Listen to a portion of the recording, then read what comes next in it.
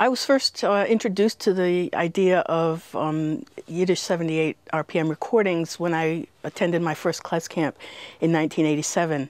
I went, just knowing that I needed to play this music and not having a clue how to go about it. And what I learned there that very first year was that we had to look to these recordings, which were made in the first half or the first third even of the 20th century, because unlike other oral traditions where people can go back to an old country or, really find the old masters at whose feet they can sit, we'd lost several generations. We'd lost a generation or two to assimilation in the very early 20th century, and then we'd lost another generation and what came after it in the Holocaust.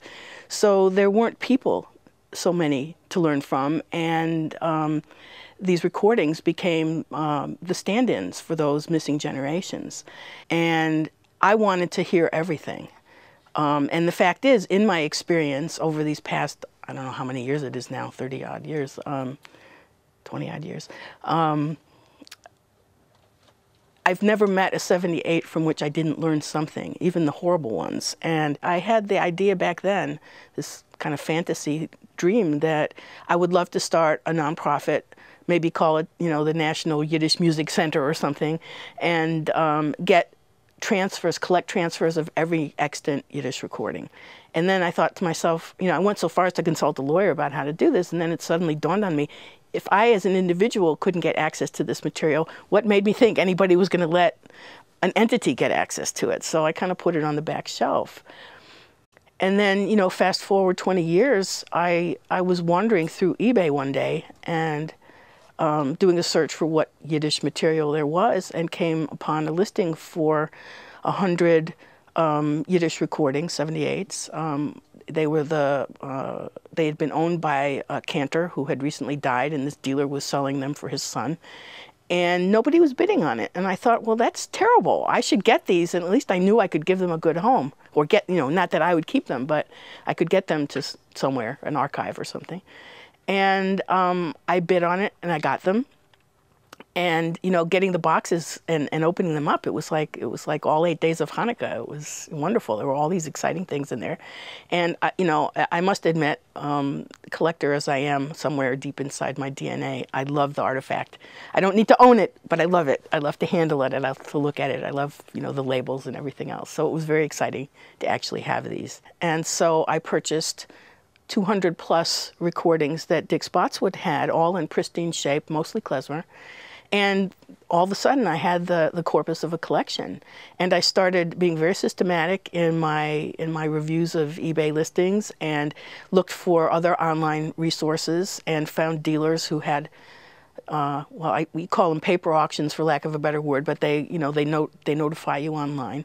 And what happened was I discovered not only was there a tremendous amount of material available, but because of the internet, I was having access to material that nobody had ever even heard of before. I mean, we knew there were European recordings. We didn't know what they are because nobody's done a discography. But we knew at least they were there, but had no idea, for example, that there was a huge body of recording from the Soviet Union. From the 1930s and 40s, or that there was a huge body of material from South America, which was in fact a hotbed of Yiddish culture after the war. And I have, as far as I can tell, I have a good proportion now of what's available there.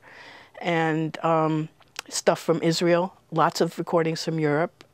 At this point, I'm still finding things, but they tend to be the rarest of the rare. But just today I was looking through eBay before we got here, and there were 4 things that I hadn't come across before, and I put in bids on them. So it's an ongoing thing, and I really believe that at this point I can come very close to accumulating for this collection pretty much what's extant. And I have help now from a lot of dealers with whom I have relationships, and who will often offer me first crack at a big collection. And it's been a wonderful project, and I'm so delighted that I have the power, because I have the possession of these things, to bring them here where the library and I can partner in making them available to anyone who wants to learn from them. We send the records down to a wonderful engineer, Chris King, who's in Virginia. He's a Grammy-winning engineer and has amazing ears and has managed to decode all the information on each record to figure out what the setup was of the engineers who actually did the information input these many years ago. And, you know, so he picks his needles and he sets up, his studio looks a little bit like a spaceship, and he's got all of these, you know, filters and tubes and whatnot. And he's able to bring out all of the sounds that are there to be found on the recordings. And the result are transfers that are both incredibly intelligible, where you can make out the beginnings and ends of words in most cases, where you can pick out the inner voices of a choir or the background instruments in a klezmer piece. And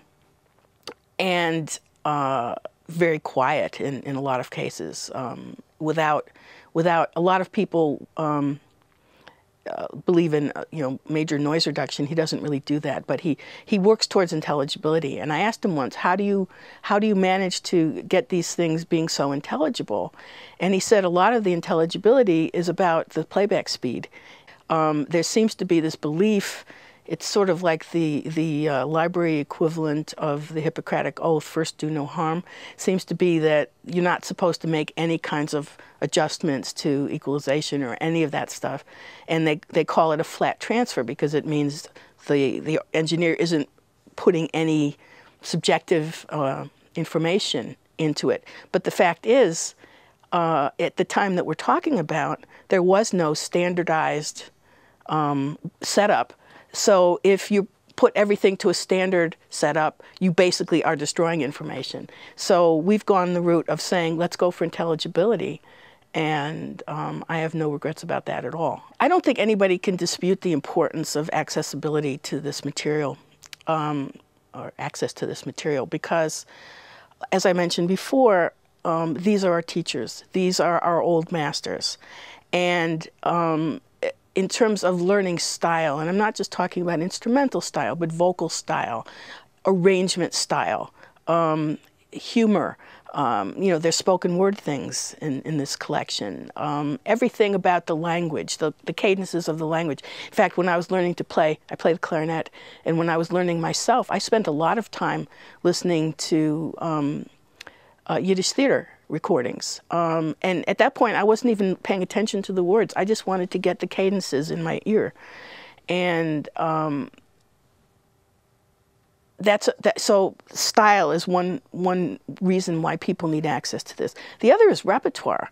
I mean, there are dozens and hundreds of klezmer bands now around the world, and they're all singing, have singers with Yiddish songs, and people have a very limited repertoire that they do. And it's not just because everybody only ever wants to hear Russian Kasmit Mandlin or something. It's because people don't know the vast array of tunes that are available. So having access to this information will be incredibly important for singers wanting repertoire to perform. The other aspect of that is that, we do have a lot of information on these recordings, on the labels, and in discographic information about what operettas these songs are from.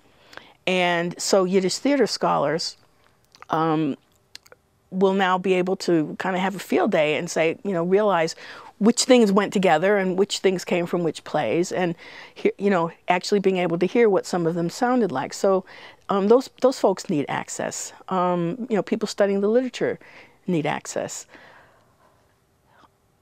So, with all these people needing access, we're left in a position where the actual accessibility is in question because of the Byzantine copyright laws. And in fact, I've given testimony about the need for it recently when the Copyright Office was collecting information about that, because I feel it really is important. And as we mentioned to Ken Frazier, when we brought the idea of putting the collection here, I said, it's not good enough, really, for performers, particularly, to have only access through streaming, because you can't bring your clarinet to the library and play along with it, and you can't, you know, necessarily slow it down and, you know, loop a part or something like that that you might need to know whether you're studying the instrumental style or the vocal style, or whether you're actually trying to make out words. You need to be able to listen to something over and over and over again. So if these things are going to be truly useful to the students and performers and researchers who we want to give access to, they need to be able to download them and take them home. Well, we're not there yet, but one of the things that I loved about partnering with the library here at the University of Wisconsin is that the people here seem to be very committed to pushing the envelope in terms of accessibility, and hopefully, you know, we can work together to find some way where people can use these things usefully. Ideally, I would love to see it in a situation, and I don't know what the actual resources are here at the university, but to be able to have students be able to download these things so that they can take some form of it off on their iPods or other MP3 players or in their computers, and you know, run them through software that will slow them down or enable them to loop or whatever it is that they need to do to learn from them. I think for researchers, the possibilities are just about endless. You know, we've already come up with projects that people can do. I mean, I have a pretty extensive database already in terms of being able to find material and that sort of thing, but we need people to listen to the songs and classify them by keywords, so people can do searches for things like, you know, wedding songs or labor songs or something like that, or people to listen to the cantorial music and classify it by which service it's from or which holiday, so that, you know, people who are interested in studying that kind of topic can use the material more effectively. There's obviously much that could be done in terms of research into specific authors, singers, composers, performers, especially if you think, you know, for some people we have quite a lot of what is known to be their recorded works. I think that I've already talked to people here in the folklore and linguistics departments about the possibilities of some of the things like, you know, there's a big collection within the collection, a sub-collection of humor, dialectic humor recordings, and some of which is mostly in Yiddish and some of which is mostly in English with Yiddish accents and everything in between, as a way of studying humor, which I know people are interested in. And in terms of linguistics, what this collection offers is the possibility of comparing both the music and the sung language of Yiddish here in the United States versus Europe before people ever got here, and South America and Israel, where people went directly from Europe. So these were all styles that were pretty much untouched by the American bandstand, the way the American version of the music was. That could be very interesting for both linguists and musicologists. I think the other thing that I hope, if it's not too grandiose, is that this collection and what we do with it can be a model for other people doing ethnomusicology research and other cultural activities in terms of linguistics and theater and language and all the other things that I've mentioned. That I know that the library here has other 78s from the ethnic groups that were here in Wisconsin, and I've already talked to people about, you know, using that and taking what we've done with these transfers and, you know, finding donors of their own who could support that kind of work here as well. And we really hope to be a model of how these materials can be used and all the interesting things that can be done with them as we go into the future.